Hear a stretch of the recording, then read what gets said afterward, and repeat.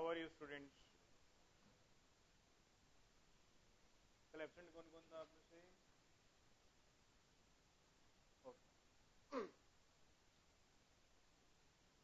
देखो बच्चों, अच्छा पिछले पार्ट में कोई डाउट है किसी को? क्वेश्चंस कर लिए हैं, शीट निकालो।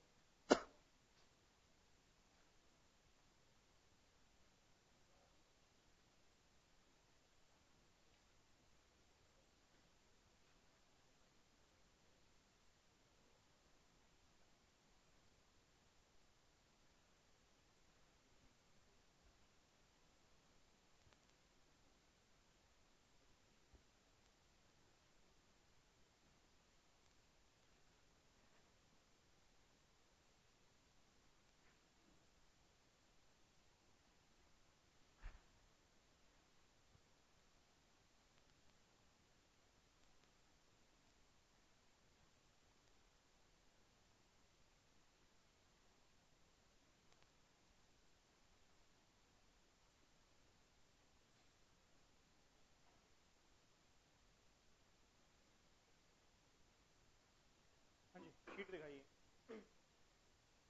क्वेश्चंस कर लें आपने शीट से। देखो बच्चों, अभी तक हम कौन कौन सा केस कर चुके हैं। मैंने आपको बताया था नंबर ऑफ मोल्स का पहला फॉर्मूला क्या बताया था आप लोगों को? नंबर ऑफ स्पेसिस अपॉन कौन सा नंबर है? एवोगाड्रो नंबर, यानी कि 6.022 into 10 to the power 23 species. ये आपके सामने पहला फॉर्मूला। दूसरा फॉर्मूला था मास इन ग्राम्स अपॉन कौन सा मास है? एटॉमिक मास या फिर मोलिकुलर मास। ठीक है। तीसरा फॉर्मूला क्या था? Volume of gas at STP in litres upon कितना था आपका? 22.4। ठीक है, बोलो कोई डाउट? क्लियर है? ये फॉर्मूला था आपका। ठीक है। और एक मैंने आपको इक्वेशन बताई थी, पीवी इज इक्वल टू क्या होता है? एनआरटी। कौन सी इक्वेशन बोलते हैं बच्चों इसको? Ideal gas equation. कौन सी इक्वेशन आपके पास? Ideal gas equation. ठीक है, क्लियर पॉइंट आप लोगों को। और आर को हमने क्या कहा था? Universal gas constant. आर क्या होता है आपका? Universal gas constant. ठीक है, क्लियर है। फर्स्ट 10 क्वेश्चंस में से, पहले फर्स्ट 5 क्वेश्चंस की बात करते हैं। फर्स्ट 5 क्वेश्चंस में से कोई डाउट है तो बताओ। है कोई डाउट? हाँ जी।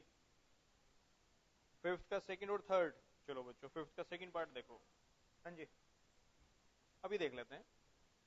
Question number fifth second part, calculate the number of molecules present in 1 litre of water. Volume कितनी दे रखी है? 1 लीटर दिया गया है। ठीक है, 1 लीटर आपको वॉल्यूम दी गई है पानी की। Assuming that density of water is, ये डेंसिटी का सिंबल होता है, कितना दिया गया आपको? 1 ग्राम पर मिलीलीटर। ये आपको दिया गया। बोलो बच्चों को डाउट? ठीक है, ये किसका सिंबल है आपके पास? डेंसिटी का सिंबल होता है। अब एक छोटा सा पॉइंट है, देखो, अगर वॉल्यूम 1 लीटर यानी कि कितना हुआ? 1000 क्या बन जाएगा आपका? मिलीलीटर। कितना बन जाएगा? 1000 क्या हो जाएगा? मिलीलीटर। ठीक है, तो डेंसिटी का फॉर्मूला क्या होता है? मास अपॉन वॉल्यूम होता है। तो दिस मींस मास किसके बराबर बन जाएगा? डेंसिटी इंटू क्या हो जाएगा आपका? वॉल्यूम हो जाएगा। डेंसिटी कितनी दे रखी है? 1। वॉल्यूम कितनी है? 1000। यूनिट क्या बन जाएगी? ग्राम्स। तो मास ऑफ वाटर कितना आ गया आपका? 1000 ग्राम्स आ गया। No doubt. अब नंबर ऑफ मोल्स निकालने क्या होते हैं? मास इन ग्राम्स अपॉन कौन सा मास होगा? मोलिकुलर मास होगा। वाटर का मोलिकुलर मास क्या है? H2O है। 2 इंटू 1 प्लस ऑक्सीजन कितना है आपका? 16। कितना बन जाएगा आपका? 18 बन जाएगा। बोलो कोई डाउट? क्लियर पॉइंट आप लोगों को? It means number of moles of water कितना बन जाएगा? 1000 अपॉन क्या हो जाएगा आपका? 18। बोलो कोई डाउट? ये नंबर ऑफ मोल्स आ गया। अब एक मोल में कितने मॉलिक्यूल होते हैं? 6.022 इंटू 1023 मॉलिक्यूल्स होते हैं। ठीक है, तो नंबर ऑफ मॉलिक्यूल्स क्या बन जाएगा? Number of molecules of water क्या बन जाएगा? 1000 बाई 18 इंटू 6.022 इंटू क्या हो गया आपका? 10 टू द नंबर 23 क्या बन जाएंगे आपका मॉलिक्यूल? कोई डाउट? हाँ जी, बोलो कोई डाउट?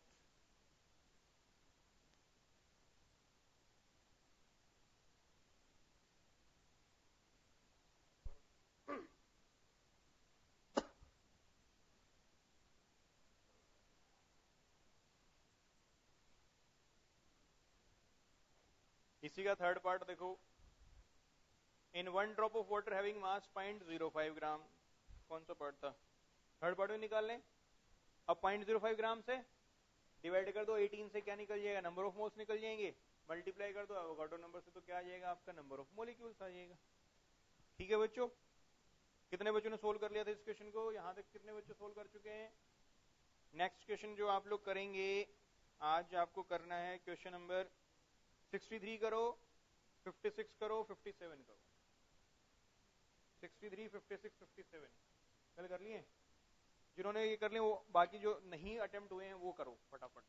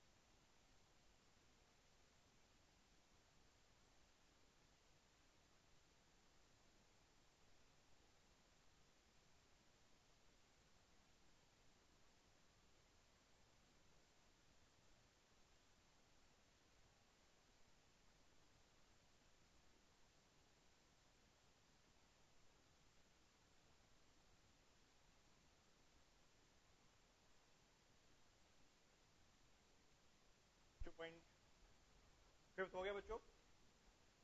हाँ जी, 5th हो गया। 6 में कोई डाउट? हो गया था क्लास में? हाँ जी, किसमें? नंबर ऑफ एटम्स कैलकुलेट किया था क्लास के अंदर हम लोगों ने। देखो सोडियम के जो एटम्स होंगे वो दुगने होंगे। एक बात देखो,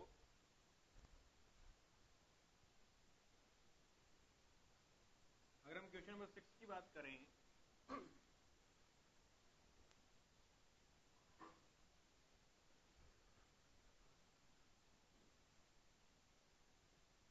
Na2CO3 ना, तो जो सोडियम एटम्स होंगे वो मॉलिक्यूल से क्या होंगे? दुगने होंगे। कार्बन एटम्स मॉलिक्यूल्स के बराबर होंगे। ऑक्सीजन एटम्स क्या होंगे? आपके 3 गुने होंगे। ठीक है, क्लियर? क्वेश्चन नंबर 7 हो गया था।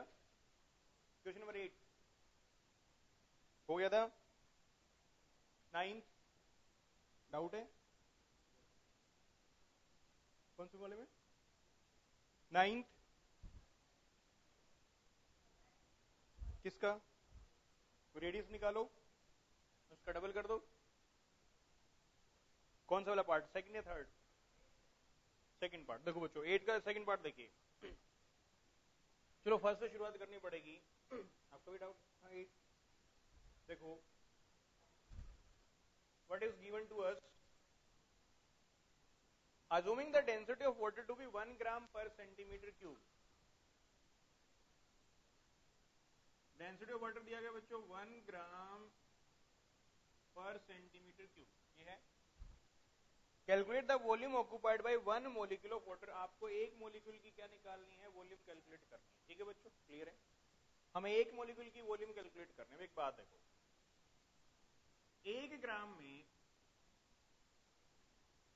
कितनी वॉल्यूम है? 1 सेंटीमीटर क्यूब वॉल्यूम होगी। 1 ग्राम की वॉल्यूम बच्चों आपके पास 1 सेंटीमीटर क्यूब, यानी कि 1 मिलीलीटर। कितना आपके पास? 1 मिलीलीटर। ठीक है बच्चों, क्लियर पॉइंट आप लोगों को?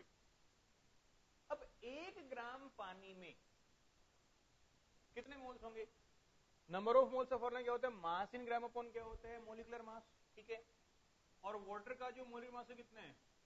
2 इंटू 1 प्लस 16 कितना हो गया बच्चों आपका? 18। तो 1 ग्राम पानी में कितने मोल्स बन गए आपके पास? 1/18 मोल्स बन जाएंगे। अब ये तो मोल्स आ गए। एक मोल में कितने मोलिक्यूल होते हैं? 6.022 into 10 to the power 23 molecules होते हैं। तो इतने मोल्स में कितने मोलिक्यूल बन जाएंगे? Into 6.022 into 10 to the power 23 क्या बन गया आपके पास? Molecules of water. और इनकी वॉल्यूम कितनी है? 1 मिलीलीटर है। जब इतने मॉलिक्यूल्स की वॉल्यूम 1 मिलीलीटर है, तो एक मॉलिक्यूल की वॉल्यूम कितनी बन जाएगी? 18 अपॉन 6.022 इंटू क्या होगा आपका? 10 टू द पावर 23 क्या हो जाएगा? मिलीलीटर। बोलोगे डाउट? एक मॉलिक्यूल की वॉल्यूम आ गई है, बोलोगे डाउट? और मॉलिक्यूल कैसा है? स्फेरिकल है। तो ये क्या बन गया? 4/3 pi r cube is equal to this हो जाएगा 18 upon 6.022 into 10 to the power 23, क्योंकि स्फीयर की वॉल्यूम का फॉर्मूला क्या होता है? 4/3 पाई आर क्यूब। यहां से क्या निकल जाएगा? रेडियस निकल जाएगा। कोई दिक्कत? रेडियस निकल जाएगा यहां से। रेडियस आ गया तो उसका डबल कर दो, क्या निकल जाएगा? डायमीटर निकल जाएगा। हाँ जी, बोलो कोई डाउट? क्लियर? हाँ जी, क्लियर?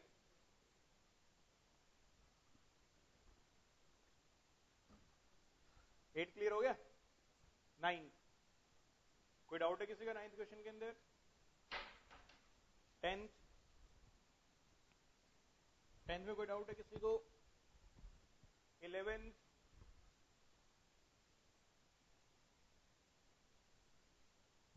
11th में कोई डाउट है किसी को? 12th में कोई डाउट है किसी को? 13th 14th 15th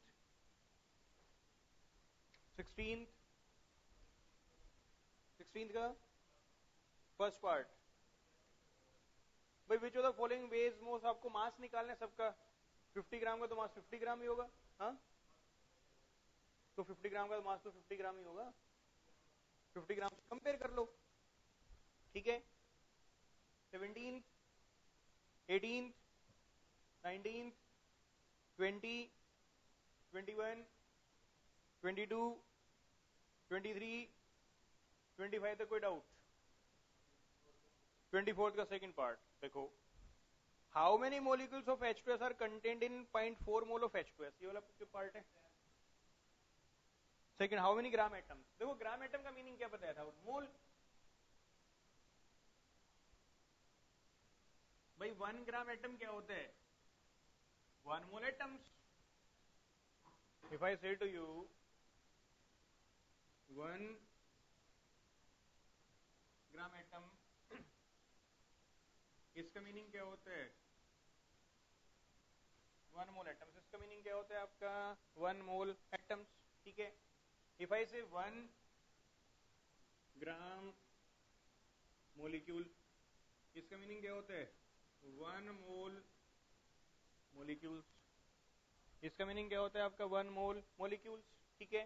तो ग्राम एटम आपसे पूछा गया है किसका, हाइड्रोजन और सल्फर का, किसमें 0.4 मोल है किसका बच्चों आपका, H2S का। एक बात देखो, जो हाइड्रोजन के एटम्स होंगे क्या होगा, डबल होने वाले, तो सल्फर कितना आ जाएगा, इसका डबल कितना होता है आपका 0.8 होता है, सॉरी हाइड्रोजन कितना आएगा भाई, H2S एक मोलिक्यूल में 2 एटम है, तो हाइड्रोजन के एटम्स क्या होंगे, डबल होंगे। अगर इसके 0.4 मोल्स हैं तो इसके कितने मोल्स हो जाएंगे आपके पास, 0.8 मोल्स। 0.8 मोल यानी कि 0.8 ग्राम एटम्स, ठीक है। सल्फर कितना होगा आपके पास, 0.4 मोल ही होगा। कोई डाउट, क्लियर और नॉट? देखो 1 मोल एटम्स को हम क्या बोलते हैं, ग्राम एटम बोलते हैं। ग्राम एटॉमिक मास मैंने बताया, एटॉमिक मास इन ग्राम्स, उसको हम क्या बोलते हैं, ग्राम एटम बोलते हैं, ठीक है।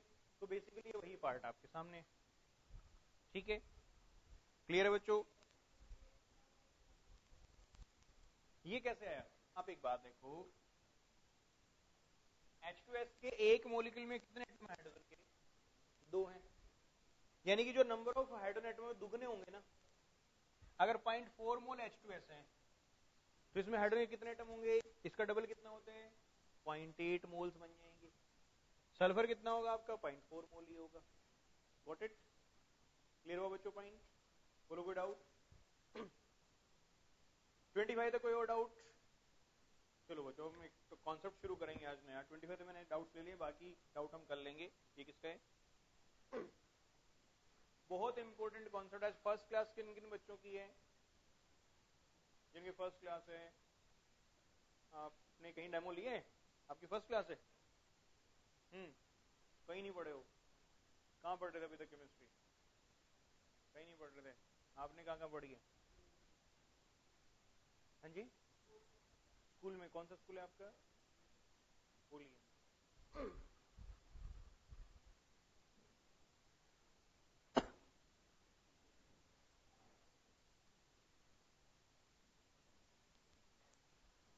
वो जो एक बड़ा इंपॉर्टेंट कॉन्सेप्ट हम आज शुरू करने वाले हैं, that is equivalent and equivalent mass.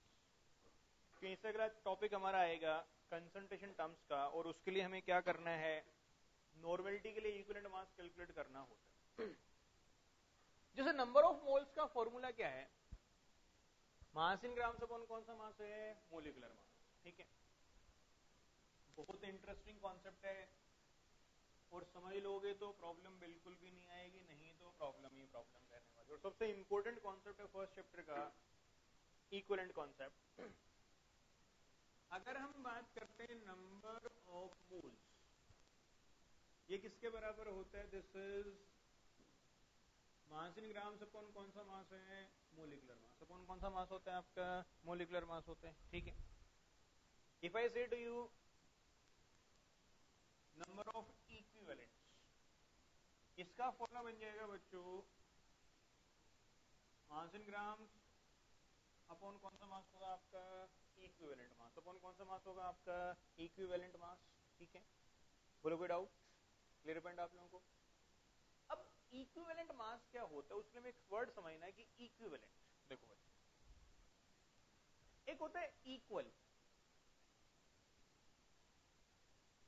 एक होता है इक्विवेलेंट। ये जो सिंबल आपको दिखाई दे रहा है ये सिंबल है इक्वल का, और ये सिंबल किसका है आपका इक्विवेलेंट का। एक सिंबल किसका इक्वल का और एक सिंबल किसका है आपका इक्विवेलेंट का, ठीक है। क्लियर पॉइंट आपको। अब अगर हम बात करें कि इक्विवेलेंट होता क्या है, कि इक्विवेलेंट कब यूज होगा और इक्वल कब यूज होगा, उसको समझे। मान लो एक केस समझते हैं कि एक विनय है, एक ललित है और एक से नरेंद्र है। ये तीन कोई बंदे हैं। हमने क्या किया, तीनों को 100-100 रुपए दे दिए, ठीक है।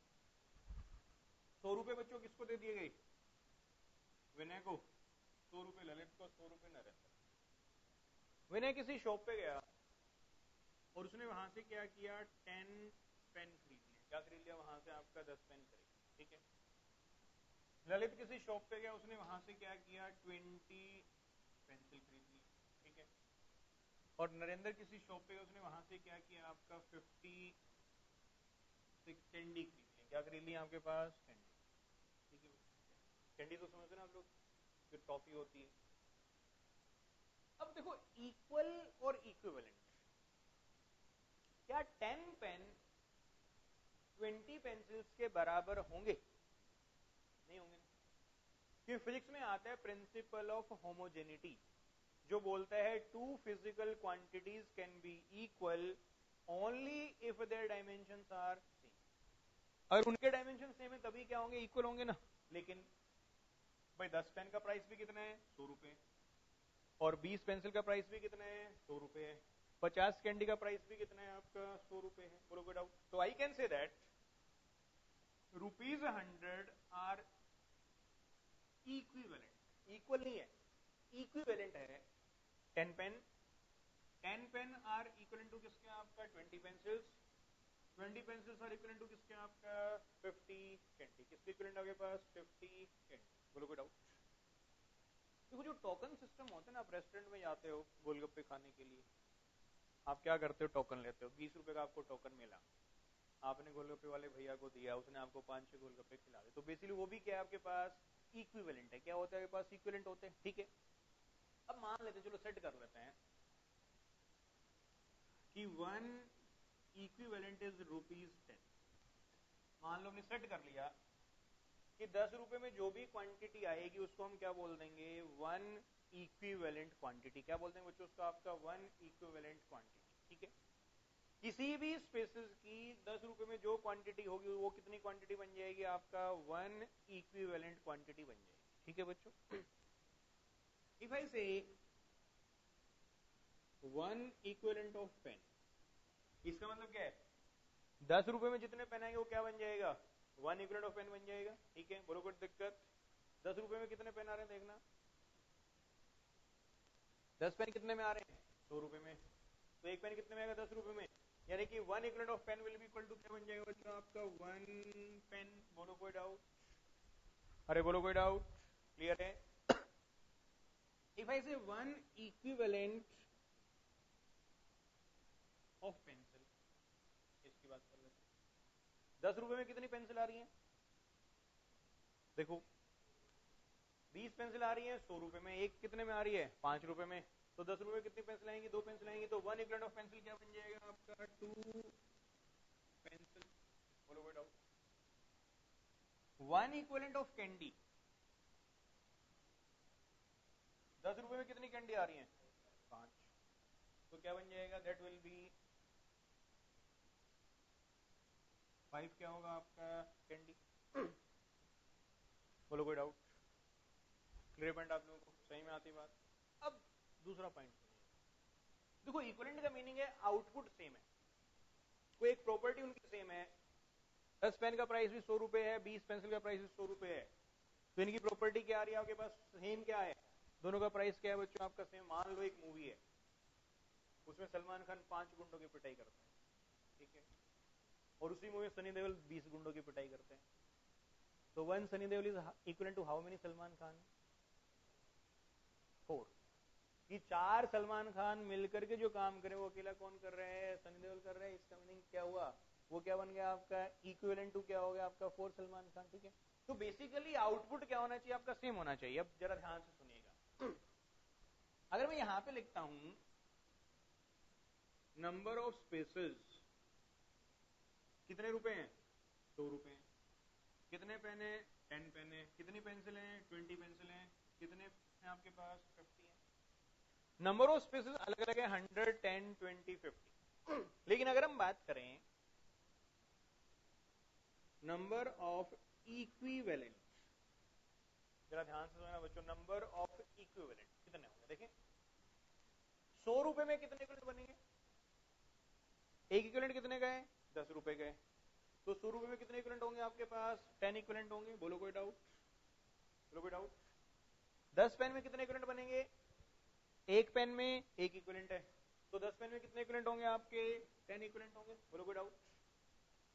20 पेंसिल में कितने इक्विवेलेंट होंगे, 2 पेंसिल में कितने इक्विवेलेंट है, एक है, तो 20 में कितने होंगे आपके पास, 10 इक्विवेलेंट होंगे।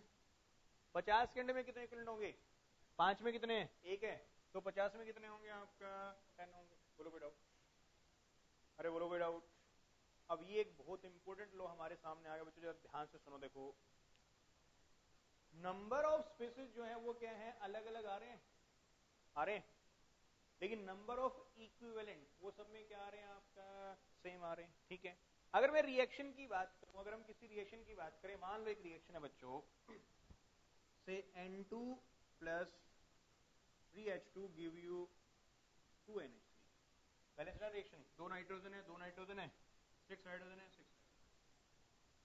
अगर यहां पर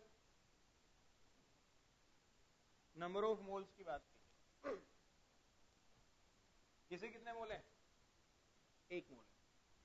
किसे कितने मोल है, 3 मोल है। किसे कितने मोल बन रहे हैं आपके पास, 2 मोल बन रहे हैं। नंबर ऑफ मोल्स अलग अलग हैं। किसी भी रिएक्शन में नंबर ऑफ मोल्स भले ही अलग अलग हो, लेकिन नंबर ऑफ इक्विवेलेंट क्या होने वाले हैं, सेम होने वाले हैं। आप यहां से देख सकते हो, number of spaces may be different but number of equivalents will be always क्या होंगे आपका, सेम होंगे। इसको बोलते हैं लॉ ऑफ केमिकल इक्विवेलेंस। बहुत इंपॉर्टेंट पॉइंट बता रहा हूं आप लोगों को, this is law of chemical equivalence. क्या बोलते हैं, किसी भी रिएक्शन में नंबर ऑफ मोल्स भले ही डिफरेंट हो, अगर मैं नंबर ऑफ इक्विवेलेंट्स की बात करूं, से नंबर ऑफ इक्विवेलेंट्स, अगर मान लो इसके इक्विवेलेंट है x, तो इसके भी कितने होंगे x, और इसके भी कितने होंगे आपका x। नंबर ऑफ इक्विवेलेंट क्या होने वाले हैं, दे विल बी सेम। वो क्या होंगे आपका, दे विल बी, तो लिखो हेडिंग डाल दो, लॉ ऑफ केमिकल इक्विवेलेंस।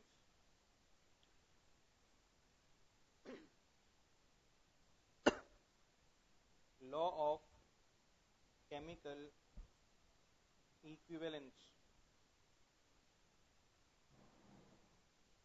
इसमें लिखिए, it state that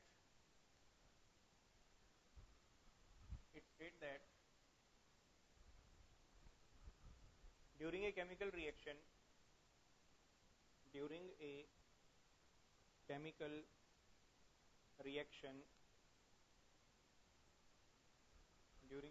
reaction the number of moles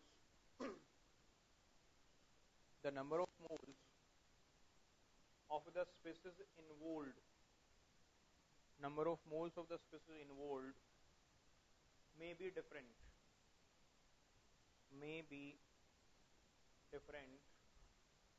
but the number of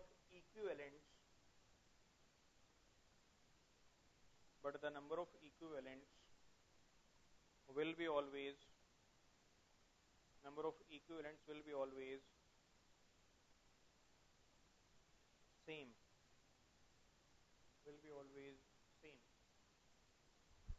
number of moles बच्चों भले ही डिफरेंट क्यों ना हो, लेकिन नंबर ऑफ इक्विवेलेंट क्या होने वाले हैं, सेम होने वाले हैं। इसको हम क्या बोलते हैं, लॉ ऑफ केमिकल इक्विवेलेंस। ये बात सही में आती नहीं आती, मैं फिर रिपीट कर रहा हूं, बहुत इंपॉर्टेंट। एक तो इक्वल में और इक्विवेलेंट में डिफरेंस क्लियर हुआ, कुछ आइडिया हुआ आप लोगों को।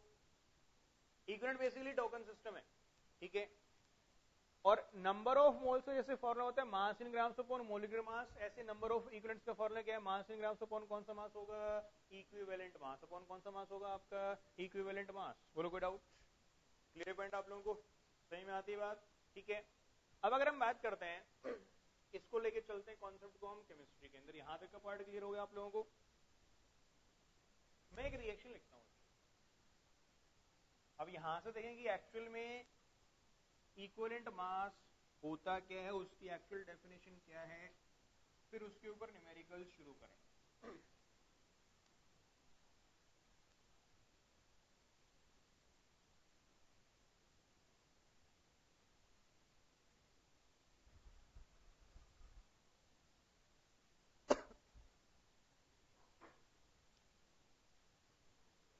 मान लो एक रिएक्शन है, आप सबने पढ़ी हुई है H2 plus half O2 give you H2, सबने पढ़ी रिएक्शन।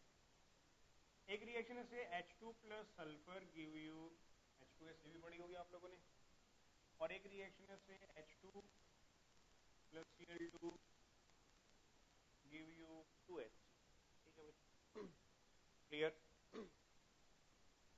अब यहां पर अगर हम बात करें, इस रिएक्शन में हाइड्रोजन के मोल्स की मैं बात कर रहा हूं बच्चों, मोल्स कितना कोफिशिएंट है? 1 है ना। इसमें हाइड्रोजन का एक मोल ऑक्सीजन कितने मोल से रिएक्ट कर रहे हैं? आपका 0.5 मोल से रिएक्ट कर रहे हैं। इसमें हाइड्रोजन का एक मोल किससे रिएक्ट कर रहे हैं? सल्फर के एक मोल से रिएक्ट कर रहे हैं। इसमें हाइड्रोजन का एक मोल क्लोरीन कितने मोल से रिएक्ट कर रहे हैं? आपका एक मोल से रिएक्ट कर रहा है। बोलो कोई डाउट? क्लियर है? अगर मास की बात कर ली जाए, हाइड्रोजन का एटॉमिक मास कितना होते हैं? 1 होते हैं। ऑक्सीजन कितना होते हैं? 16 होते हैं। सल्फर कितना होते हैं? 32 होते हैं। क्लोरीन कितना होते हैं? 35.5। इसमें तो कोई दिक्कत नहीं, तो वैल्यूज आपको दी जाएंगी। ठीक है, अब यहां पर अगर हम बात करें, हाइड्रोजन का एक मोल यानी कितने ग्राम्स? 2 ग्राम। H2 1 इंटू 2 कितना हो गया आपका? 2 ग्राम्स। ऑक्सीजन कितना बच्चों? 16 इंटू 2 कितना होता है? 32। 32/2 कितना हो गया आपका? 16 ग्राम। यहां पर हाइड्रोजन के 2 ग्राम, ऑक्सीजन कितने ग्राम से रेट कर रहे हैं? आपका 16 ग्राम से रेट कर रहे हैं। यहां पर हाइड्रोजन के 2 ग्राम, सल्फर कितने ग्राम से रेट कर रहे हैं? 16 ग्राम से रेट कर रहे हैं। यहां पर हाइड्रोजन के 2 ग्राम, क्लोरीन कितने ग्राम से रेट कर रहे हैं? आपका 71 ग्राम से। क्या सल्फर का 32 आएगा? बिल्कुल सही बोल रहे हैं आप लोग। हाँ जी, क्लियर? बोलो कोई डाउट? अब देखो, बेसिकली 16 ग्राम ऑक्सीजन और 32 ग्राम सल्फर बराबर कभी नहीं हो सकते। लेकिन अगर आप ध्यान से देखो, ये कितने से रिएक्ट कर रहे हैं? 2 ग्राम से। और ये भी कितने से रिएक्ट कर रहे हैं? 2 ग्राम से। और ये भी कितने से रिएक्ट कर रहे हैं? आपका 2 ग्राम से। तीनों के तीनों किससे रिएक्ट कर रहे हैं बच्चों? आपका 2 ग्राम ऑफ हाइड्रोजन। ये प्रॉपर्टी तीनों की क्या है? सेम है। तो हम ये नहीं बोल सकते कि 16 gram of oxygen is equal to 32 gram of sulphur. लेकिन एक बात समझो, जो काम 16 ग्राम ऑक्सीजन ने किया, उसी काम को करने के लिए सल्फर कितने ग्राम की जरूरत है आपको? 32 ग्राम की जरूरत है। बोलो डाउट? और क्लोरीन कितने ग्राम की जरूरत है आपको? 71 ग्राम की जरूरत है। तो I can say that 2 gram of hydrogen is equivalent. क्या होगा आपके पास? इक्विवेलेंट है किसके? 16 ग्राम ऑफ क्या होगा आपका? Oxygen. This is equivalent to क्या होगा आपका? 32 ग्राम ऑफ क्या होगा आपका? Sulphur. And this equal to क्या आपके पास? 71 ग्राम ऑफ क्या होगा आपका? क्लोरीन। बोलो कोई डाउट? बोलो कोई डाउट? ये बात क्लियर हुई आप लोगों को? कॉन्सेप्ट सही में आ गया है? अब हम बात करते हैं, लिखो हेडलाइन डाल दो बच्चों, standard definition of equivalent mass. Standard definition of equivalent mass.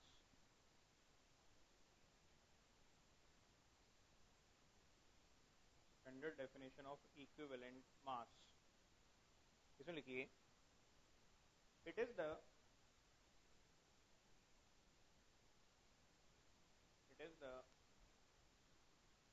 mass of element,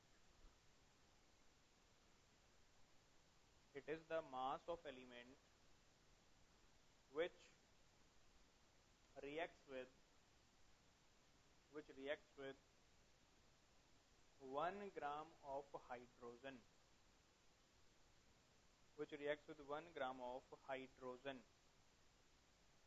तो जो दिमाग में बैठा लो, किसी भी एलिमेंट का उतना मास जो किससे रिएक्ट करेगा, 1 ग्राम ऑफ हाइड्रोजन, उसको हम क्या बोलेंगे, उसका इक्विवेलेंट मास। क्या बोलेंगे उसको, उसका इक्विवेलेंट मास। बोलो कोई डाउट, क्लियर है?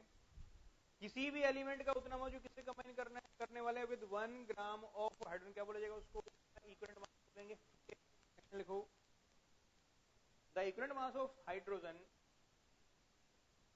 The equivalent mass of hydrogen is set as the equivalent mass of hydrogen is set as unity and it is taken as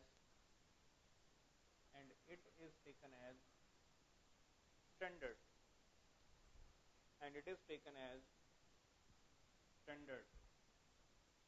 बच्चों हाइड्रोजन का जो इक्विवेलेंट मास है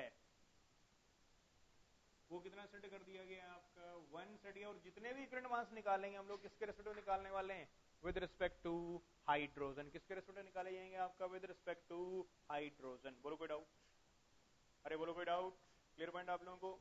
तो यहां पर अगर हम बात करते हैं हाइड्रोजन का जो इक्विवेलेंट मास है वो बच्चों हमने कितना सेट कर दिया आपका, that is set as unity. कितना सेट किया गया आपका, यूनिटी सेट कर दिया गया है। Is this point clear? बोलो कोई डाउट, सब कोई बात समझ में आ गई है, क्लियर हो गया पॉइंट?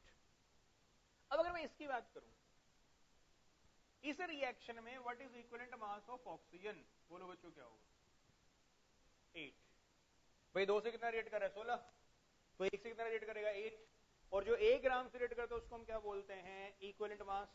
तो इक्विवेलेंट मास ऑफ ऑक्सीजन बच्चों कितना आ गया आपका, 8 आ गया। कोई प्रॉब्लम किसी को इसके अंदर? हाँ जी क्लियर है, हाँ जी समझ में आ गए, बोलो कोई दिक्कत? हाँ जी आपको समझ में आ गए? चलो आप बताएंगे मेरे को इस रिएक्शन में what is equivalent mass of sulphur, बताओ आप बताएंगे कितना होगा, बताओ प्लीज स्टैंड अप, खड़ा हो जाओ कितना होगा? अच्छा व्हाट इज इक्विवेलेंट मास, क्या बताया मैंने आपको, डेफिनेशन बताइए। किसी भी एलिमेंट का उतना मास जो किससे कंबाइन करता है, 1 ग्राम ऑफ हाइड्रोजन से रिएक्ट करता है उसको क्या बोलते हैं, इक्विवेलेंट मास बोलते हैं। अच्छा इसमें हाइड्रोजन कितने ग्राम दिख रहे हैं, 2 से कितना रिएक्ट कर रहे हैं, 32, तो 1 से कितना करेगा, 16। तो इसका मीनिंग सल्फर का इक्विवेलेंट मास कितना बन गया आपका, 16 बन गया। तो इस रिएक्शन में सल्फर का जो इक्विवेलेंट मास है बच्चों कितना हो जाएगा आपका, 16 हो जाएगा। कोई डाउट? हाँ जी बोलो कोई डाउट, क्लियर है? हाँ जी आप बताएंगे इस रिएक्शन में क्लोरीन का इक्विवेलेंट मास कितना होगा, दैट विल बी 35.5। कोई प्रॉब्लम किसी को इसके अंदर? बोलो बच्चों सही में आती बात, क्लियर है? अभी तक जो मैंने आपको इंपोर्टेंट बातें बताई सुनो।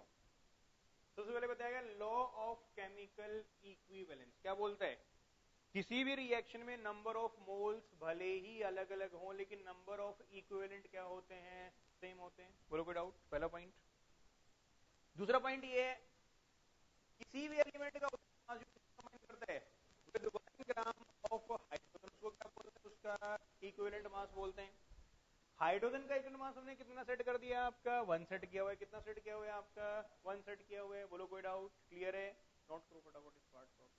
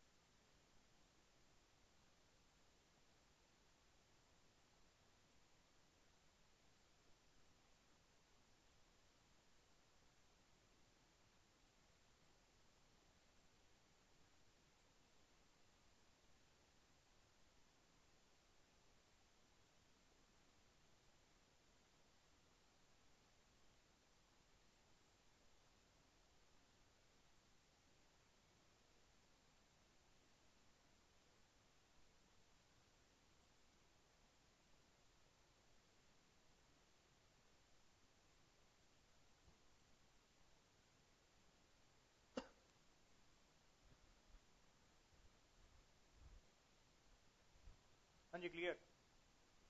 बोलो कोई डाउट? सबको समझ में आ गया? क्लियर हो गया पार्ट आप लोगों को? भी छोटा सा क्वेश्चन लिखो बच्चों, इसको दो तरीके से हम सोल्व करेंगे। लिखिए x gram of an element, x gram of an element combines with hydrogen to form y gram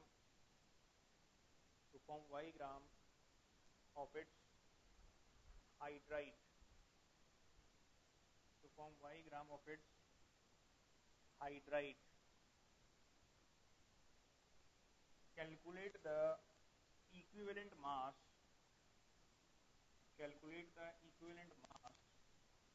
of the element। जो बच्चा सोल्व करेगा बहुत अच्छे रैंक लेकर के आएगा, बोर्ड एग्जाम में तो कम से कम 90% लेकर के आएगा ही आएगा, आईआईटी और एम्स में भी अच्छे रैंक लाएगा। Of the element,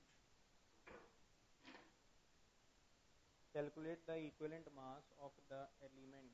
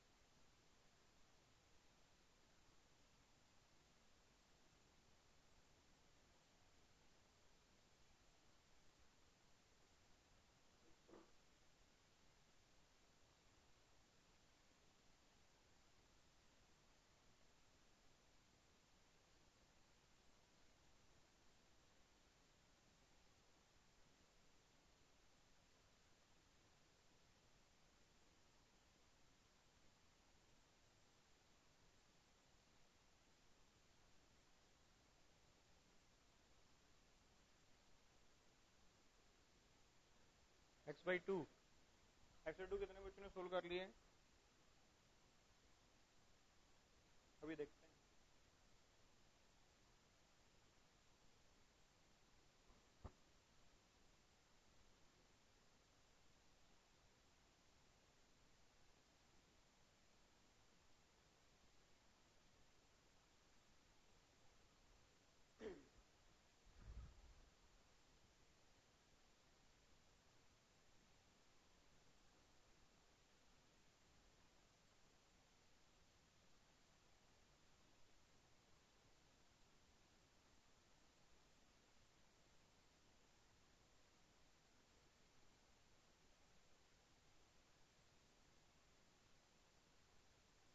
okay stop rating.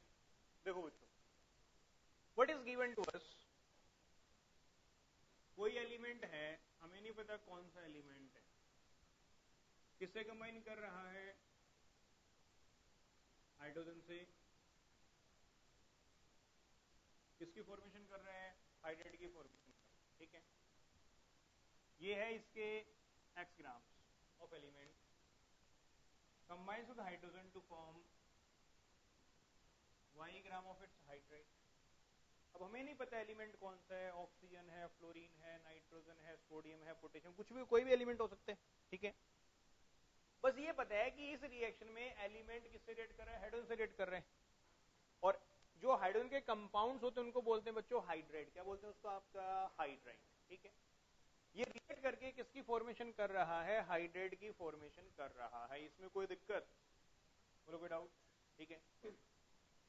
अब हमें क्या निकालना है? We have to find the equivalent mass of the element. आपको एलिमेंट का इक्विवेलेंट मास बच्चों क्या करना है? कैलकुलेट करना है और बताना है, ठीक है। बोलो कोई डाउट? क्लियर है?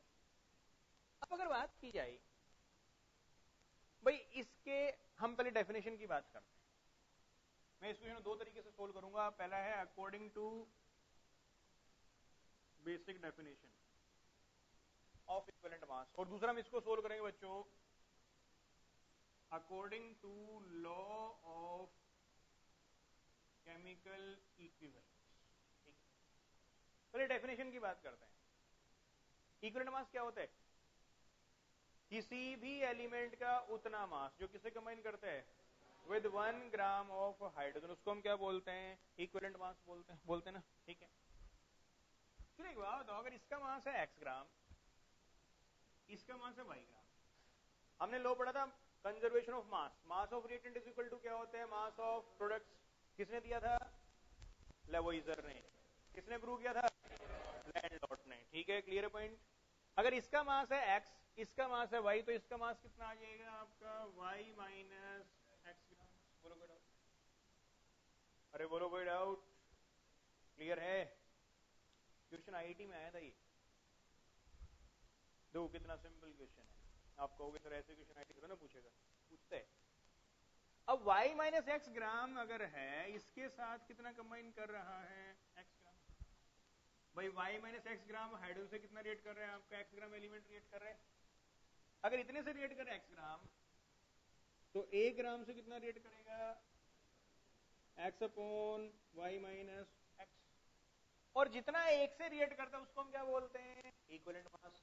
यानी कि equivalent mass of the element is equal to क्या बन जाएगा बच्चों? आपका x अपॉन क्या हो जाएगा?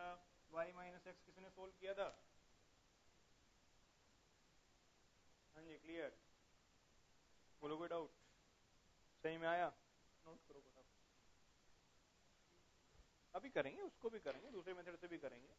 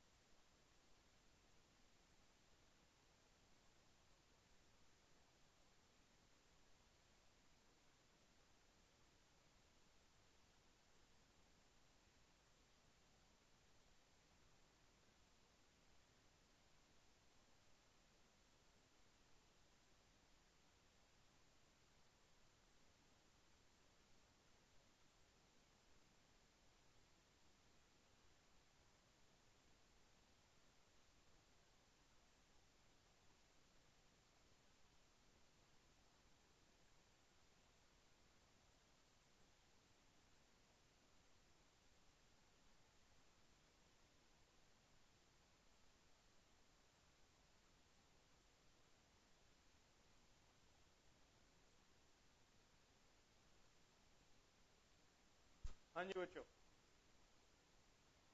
नोट कर लिया? अब इसको कौन से मेथड से करते हैं? इक्विवेलेंट मेथड से करते हैं। करें भाई, लॉ ऑफ केमिकल इक्विवेलेंस क्या बोलता है? किसी भी रिएक्शन में नंबर ऑफ मोल्स भले ही कुछ भी हो, लेकिन नंबर ऑफ इक्विवेलेंट हमेशा क्या होंगे? आपका सेम होंगे। बोलो कोई डाउट? यानी कि इस रिएक्शन में number of equivalent of the element will be equal to क्या होगा? नंबर ऑफ इक्विवेलेंट ऑफ क्या हो जाएगा? आपका हाइड्रोजन। भाई जितने इक्विवेलेंट एलिमेंट के उतने इक्विवेलेंट किसके होने वाले हैं आपके पास? हाइड्रोजन के होने वाले हैं। कोफिशिएंट कुछ भी होता रहे, कोई फर्क नहीं पड़ने वाला है, लेकिन नंबर ऑफ इक्विवेलेंट क्या होने वाले हैं? आपका सेम होने वाले हैं। बोलो कोई दिक्कत? क्लियर पॉइंट आप लोगों को? अब नंबर ऑफ इक्विवेलेंट का फॉर्मूला क्या देखो, क्या है? मास इन ग्राम अपॉन कौन सा मास है? इक्विवेलेंट मास, यही है ना? एलिमेंट का मास कितने है? x gram. तो x upon equivalent mass of क्या आ जाएगा? Element should be equal to कितना मास है? y माइनस एक्स अपॉन क्या आएगा? आपका इक्विवेलेंट मास ऑफ हाइड्रोजन। बोलो कोई डाउट? अरे बोलो कोई डाउट? क्लियर और नॉट? और हाइड्रोजन का जो इक्विवेलेंट मास हो कितना सेट किया गया? आपका 1 सेट किया गया। क्या गया सेट? तो यहां से ये है आपका 1 इक्विवेलेंट मास ऑफ एलिमेंट, ये जाएगा इधर, ये आ जाएगा इधर, कितना बन जाएगा? एक्स अपॉन क्या आ जाएगा आपका वाई माइनस एक्स। देखो मैग्नीट्यूड लेते हैं, साइन कभी भी नेगेटिव पॉजिटिव नहीं लेना है आपको मैग्नीट्यूड लेना है, ठीक है क्लियर। ये आपका y माइनस एक्स है अपॉन हाइड्रोजन का इक्विवेलेंट मास कितना है, बस 1 है, पुट कर दिया तो यहां से क्या बन जाएगा आपका equivalent mass of element is equal to क्या हो जाएगा x upon y minus x. कोई प्रॉब्लम? दोबारा देखो भाई, लॉ ऑफ केमिकल इक्विवेलेंस क्या बोलते हैं, किसी भी रिएक्शन में नंबर ऑफ मोल्स भले ही अलग अलग हों लेकिन नंबर ऑफ इक्विवेलेंट हमेशा क्या होते हैं, सेम होते हैं, नहीं होते हैं, यही है ना। यानी कि number of equivalent of element is equal to क्या, नंबर ऑफ इक्विवेलेंट ऑफ क्या होगा आपका हाइड्रोजन होगा। बोलो कोई doubt? Number of equivalents of element क्या बन जाएगा, x अपॉन कौन सा मास है, equivalent mass of the element होगा। Number of equivalent of hydrogen क्या हो गया, मास इन ग्राम्स अपॉन कौन सा मास है, इक्विवेलेंट मास है। तो हाइड्रोजन का मास कितना है, y माइनस एक्स है, ग्राम्स के अंदर है, और अपॉन क्या होगा, इक्विवेलेंट मास ऑफ हाइड्रोजन वो कितना होता है आपका 1 होता है। बस पुट किया है उसका, ये निकल गई वैल्यू, कोई दिक्कत? हाँ जी बच्चों क्लियर हुआ? वो केस देखेंगे हम, वो कंपाउंड आएगा, वो भी हम डिस्कस करेंगे, ऐसा नहीं कि नहीं करेंगे डिस्कस, पहले अभी इसकी बात कर रहे हैं। हाँ जी बच्चों क्लियर? कोई प्रॉब्लम? सही में आ गई बात? नेक्स्ट लिखो, इसको नोट कर लो पहले आप लोग।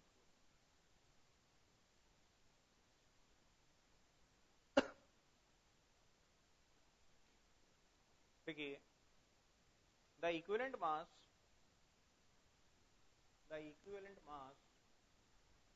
of the equivalent mass of hydrogen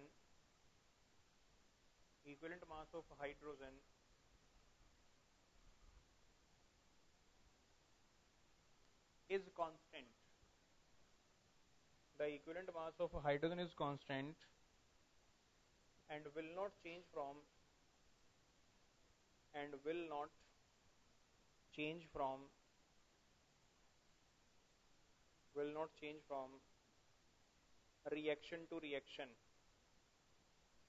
will not change from reaction to reaction as it is taken as it is taken as standard. It is taken as standard. But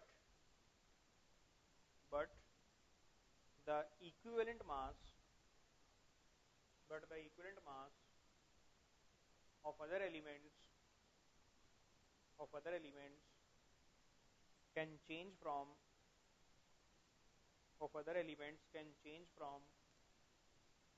reaction to reaction चलो बच्चों case समझते हैं।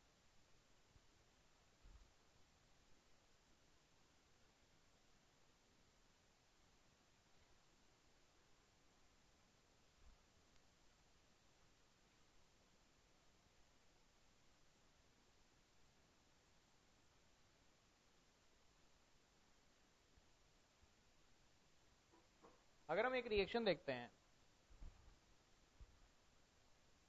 the reaction is H2 plus half O2 give you H2O।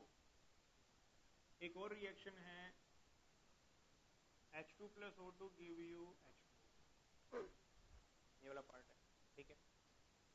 अब इस reaction में क्या situation है, hydrogen कितने ग्राम बच्चों, 2 ग्राम, किसे रिएक्ट कर रहे हैं, 16 इंटू 2 कितना है, 32, 32/2 कितना हो गया आपका 16 ग्राम। यहाँ पर हाइड्रोजन के 2 ग्राम, ऑक्सीजन कितने ग्राम से रिएक्ट कर रहे हैं आपका 16 ग्राम से रिएक्ट कर रहे हैं। बोलो कोई डाउट? इस रिएक्शन में हाइड्रोजन के 2 ग्राम किसे रिएक्ट कर रहे हैं, ऑक्सीजन के 32 ग्राम से रिएक्ट कर रहे हैं। बोलो कोई डाउट? और डेफिनेशन क्या बताई थी, किसी भी एलिमेंट का उतना मास जो किसे कंबाइन करते हैं, 1 ग्राम ऑफ हाइड्रोजन, क्या बोलते हैं उसको, उसका इक्विवेलेंट मास बोलते हैं। इस रिएक्शन में इक्विवेलेंट मास ऑफ ऑक्सीजन बच्चों कितना है आपका 8 है, लेकिन इस रिएक्शन में इक्विवेलेंट मास ऑफ ऑक्सीजन कितना होगा आपका 16 होगा। यानी कि ऑक्सीजन का जो इक्विवेलेंट मास है वो रिएक्शन टू रिएक्शन क्या कर रहा है, चेंज कर रहे चेंज। अब ऐसा क्यों हो रहा है, सुनो बच्चों, बेसिकली यहां पर जो ऑक्सीजन है उसके ऊपर है 2 माइनस चार्ज और इसको हम क्या बोलते हैं, this is called as oxide. क्या बोलते हैं इसको, आपका ऑक्साइड। यहां पर जो रिएक्शन है इसमें है O2 2 माइनस और ये कौन सा है, दिस इज परऑक्साइड। यहां सामने क्या बच्चों, दिस इज परऑक्साइड। बोलो कोई डाउट, क्लियर है। इधर ऑक्सीजन कैसे फॉर्म में है, ऑक्साइड की फॉर्म में, इधर ऑक्सीजन कौन सी फॉर्म में है आपका, परऑक्साइड की फॉर्म में। तो ये बन जाएगा, दिस विल बी, ऑक्सीजन कितना हो गया 16 अपॉन कितना होगा आपका 2, कितना होगा 16 अपॉन कितना आ जाएगा 2, ये कितना है पास, दिस इज 32 अपॉन कितना है 2। बोलो कोई डाउट, क्लियर है। 16/2 कितना होता है, 8 होते हैं। अब देखो 16 कौन सा मास है इसका, atomic mass, this is atomic mass upon 2, इसके ऊपर क्या है बच्चों, चार्ज। तो इसके ऊपर क्या है, चार्ज है। यहां पर देखो 32 इसका कौन सा मास है, मोलिकुलर मास है, और 2 इसके ऊपर क्या है बच्चों, आपके पास चार्ज है। बोलो कोई डाउट। तो यहां से एक नया फॉर्मूला आपके सामने आ जाता है, that equivalent mass of ion is equal to molecular mass of ion upon क्या हो जाएगा, चार्ज। और जो डिनोमिनेटर में होता है बच्चों उसको हम बोलते हैं एन फैक्टर। क्या बोलते हैं उसको, आपका एन फैक्टर। इसको हम क्या बोल रहे हैं, दिस इज एन फैक्टर। कोई दिक्कत, क्लियर, नोट करिए फटाफट इसको।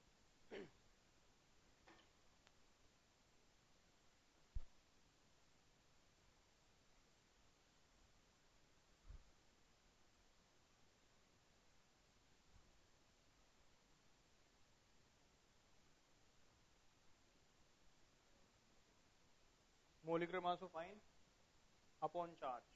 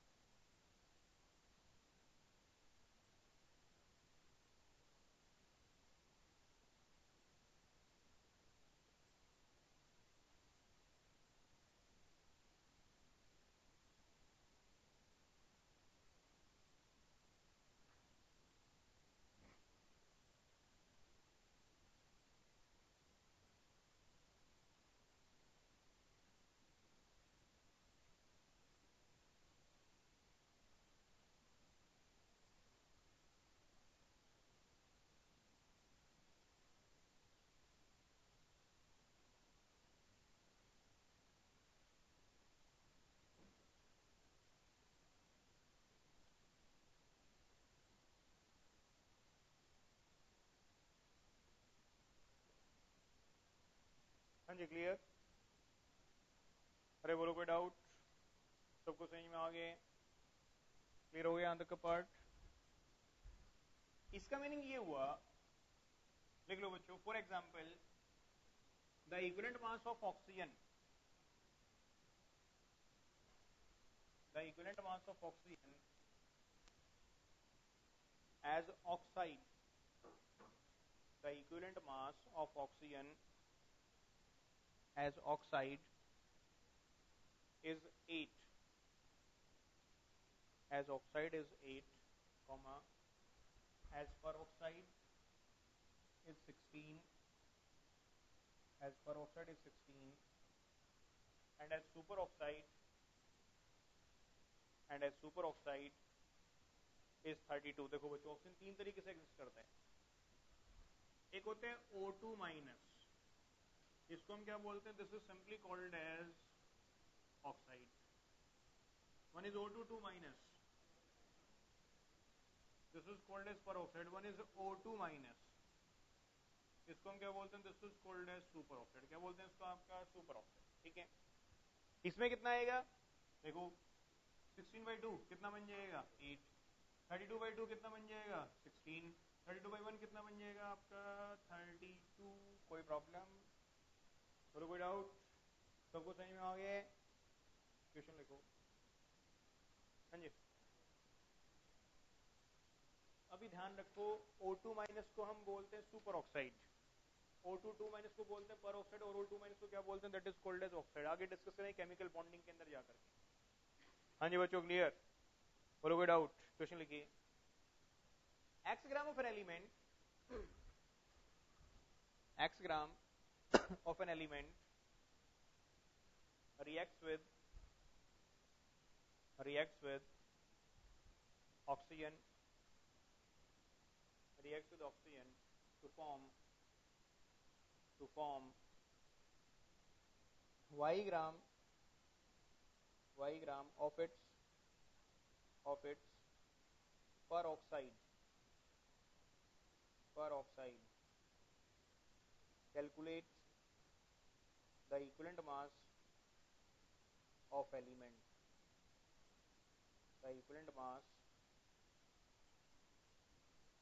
Mass of the element. करो बच्चों फटाफट.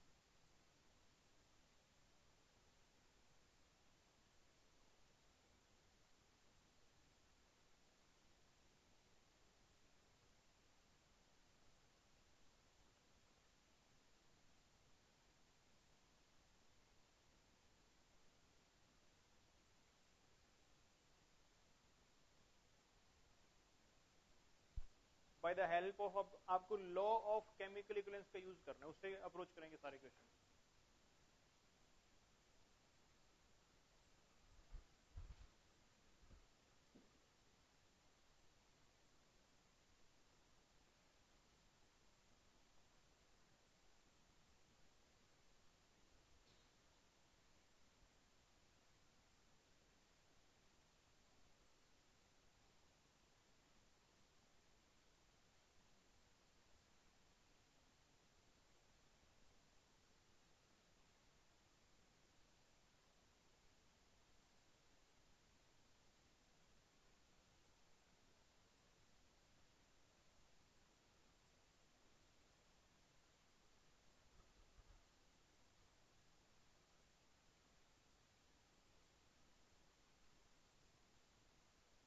What is given to us? देखो बच्चों, x gram of an element combines with किससे कंबाइन कर रहे हैं? Oxygen to form y gram of its क्या बना रहा है? ऑक्साइड. ये ना क्या बना रहा है बच्चों आपका y gram of it's? Oxide है पेरोक्साइड? पेरोक्साइड. Okay, peroxide. क्या निकालना है? Equivalent mass of the element. ठीक है बच्चों. Now what is law of chemical equivalence? क्या बोलते हैं?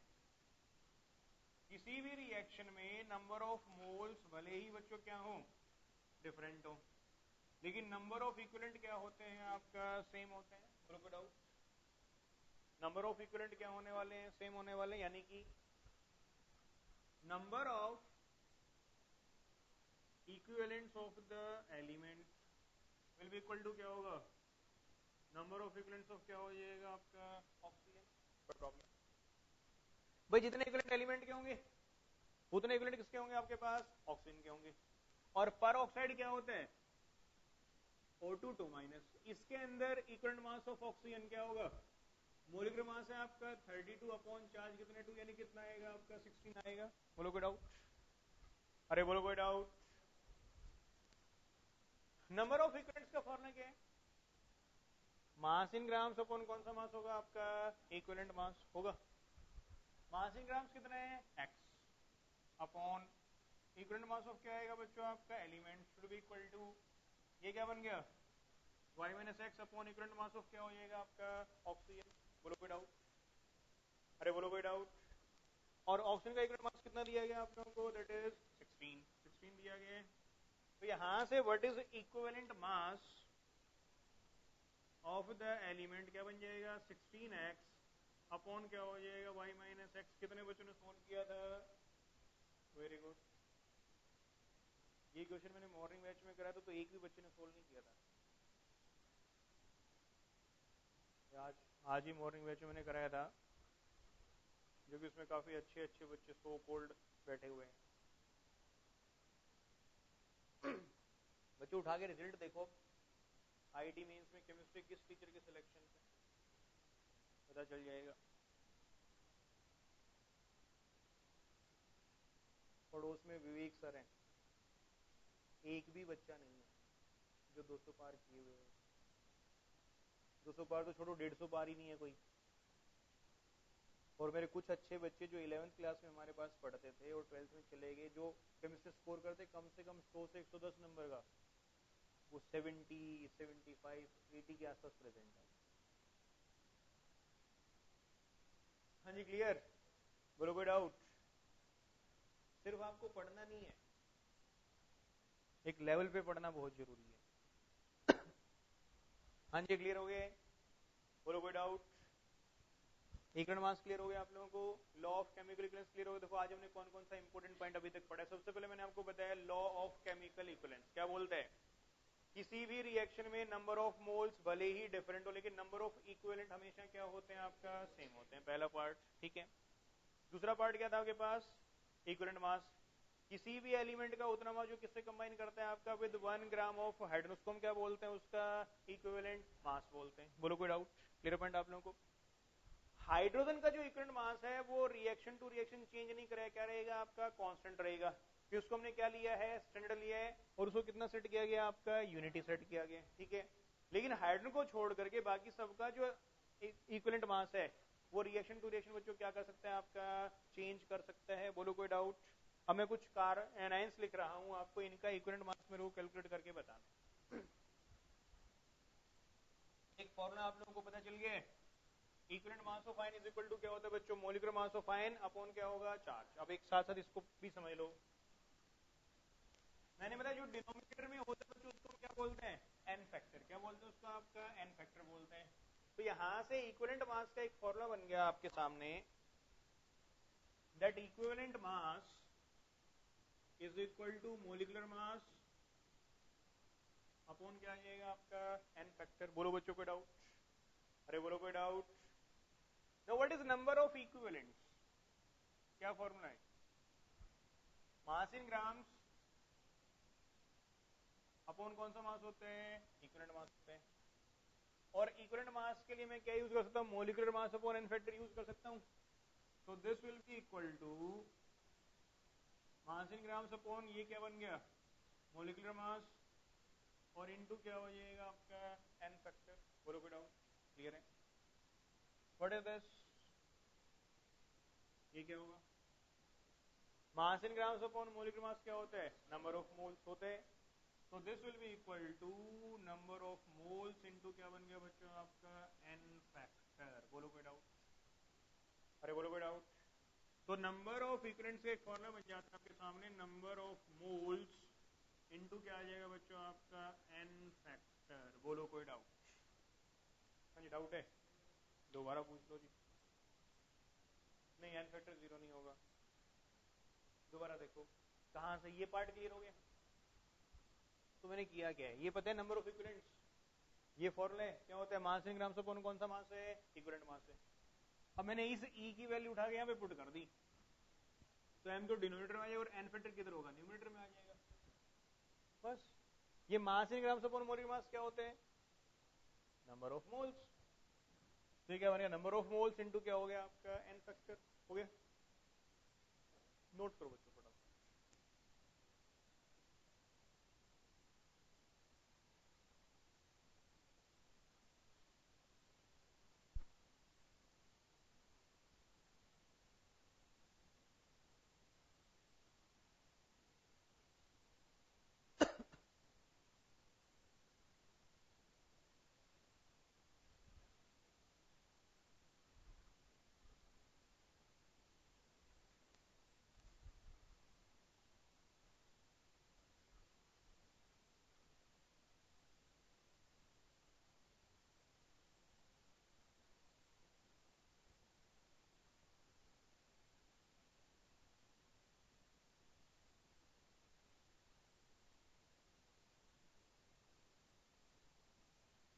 बच्चों clear?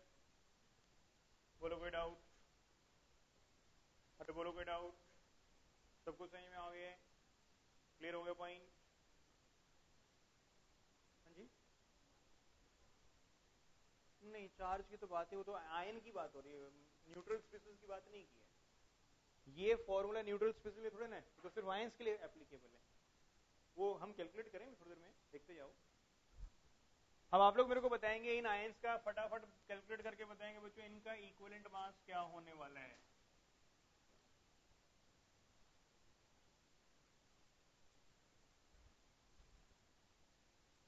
One is carbonate, sulphate, COO negative, CO negative, oxalate, nitrate, aluminate, two negative. Nitrogen mass होता है 14, एल्यूमिनियम होता है 27। फटाफट कैलकुलेट करके बता दो।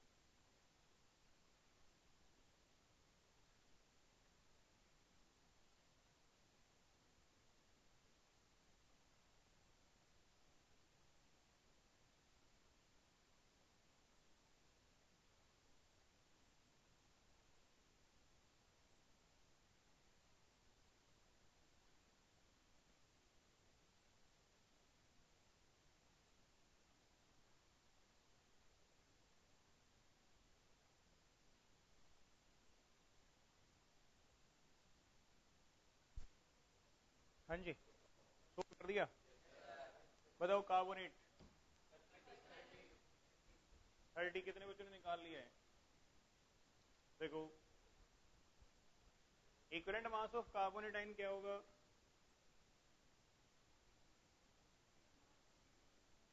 नहीं होगा भाई, नेगेटिव नहीं होगा, मास कभी नेगेटिव नहीं होता है। Molecular mass of CO3 2 negative upon कितना होगा? 2। कार्बन कितना है? 12। 16 इंटू 3 कितना? 48 प्लस 12 कितना हो गया? 60 अपॉन 2 कितना बन गया आपका? 30 बन गया। बोलो कोई डाउट? बोलो कोई डाउट? क्लियर है? Equivalent mass of sulphate, molecular mass कितना आ गया? 96 अपॉन 2 कितना हो गया आपका? 48 हो गए। ऑक्सलेट कितना निकल गया? 88/2 नहीं करोगे क्या? नेगेटिव और नेगेटिव ये आपके पास कितना हुआ? पास 88/2 कितना बन जाएगा? 44। कितने बच्चों ने सोल्व कर लिया था? नाइट्रेट 62। कितने बच्चों ने सोल्व कर लिया था? एल्यूमिनेट 25, है ना? क्लियर हुआ बच्चों पॉइंट? इक्विवेलेंट मास सबको क्लियर हो गए? आज के लिए इतना काफी है। इस सारे पार्ट को अच्छे से स्टडी करके आइएगा।